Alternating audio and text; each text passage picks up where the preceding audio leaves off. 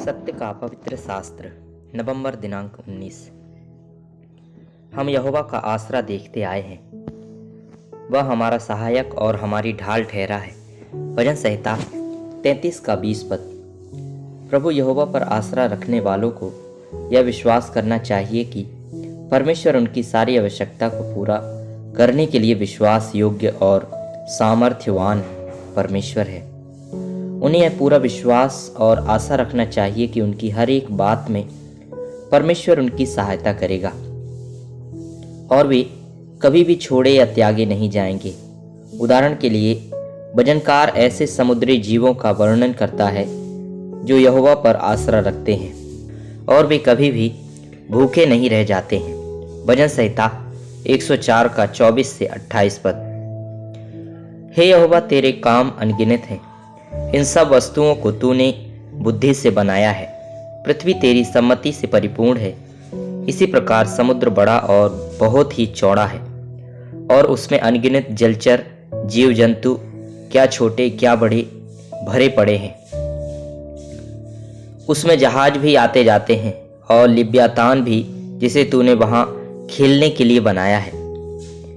इन सब को तेरा ही आसरा है कि तू उनका आहार समय पर दिया करे। तू उन्हें देता है, वे चुन लेते हैं। तू अपनी मुट्ठी खोलता है और वे उत्तम पदार्थों से तृप्त होते हैं। प्रभु यहोवा यदि मछलियों और समुद्री जीवों की इतनी अधिक चिंता करता है तो जरा सोचकर देखें कि हमारी कितनी और अधिक चिंता ना करेगा।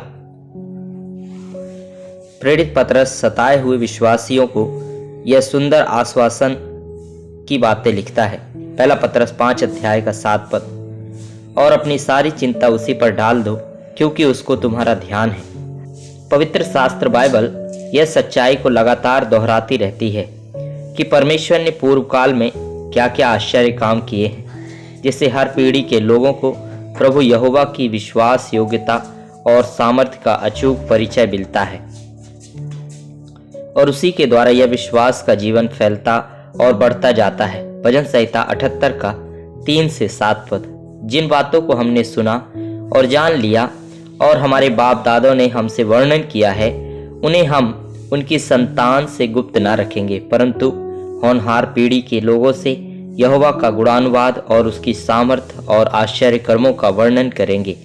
उसने तो याकूब में एक चेतावनी ठहराई और इज़राइल में एक व्यवस्था चलाई, जिसके विषय उसने हमारे पितरों को आज्ञा दी कि तुम इन्हें अपने अपने लड़के वालों को बताना कि आने वाली पीढ़ी के लोग, अर्थात जो लड़के वाले उत्पन्न होने वाले हैं, वे इन्हें जाने और अपने अपने लड़के वालों से इनका बखान करने में तत्पर हों, जिससे वे परमेश्वर का आसरा रखें और ईश्वर के बड़े कामों को भूल न जाएं, परंतु उसकी आज्ञाओं का पालन करते रहें।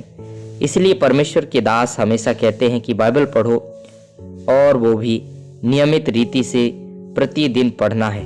हमें शायद सब कुछ समझ में ना आए, फिर भी पढ़ते रहना है। प्रभु यीशु हमें अपने समय और रीति से धीरे धीरे सब कुछ समझा देंगे। यह भी पवित्र आत्मा की सेवकाई का एक भाग है। लूका सुसमाचार 24 अध्याय का 45 पद। तब उसने पवित्र शास्त्र बूझने के लिए उनकी समझ खोल दी।